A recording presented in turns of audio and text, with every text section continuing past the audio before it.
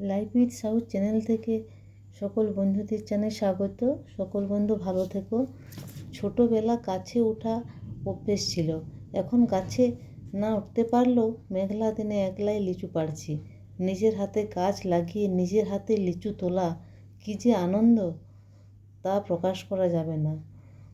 লিচু এই রসালো ফলটি পিঁপড়া, পশু, মানুষ, ঠাকুর সকলেই ভালোবাসে। গাছ থেকে পাকা লিচু তুলে খেলে তার তৃপ্তি আলাদা। লিচু দিয়ে অনেক কিছু হয়, লিচুর পায়েস, টক, জুস, রেসিপি, আইসক্রিম, পিঠা, সব পদগুলোই খুব সুন্দর লাগে। বন্ধু, তোমাদের কার কার লিচু গাছ আছে? লিচু দিয়ে কি বানাও জানাতে ভুলো না।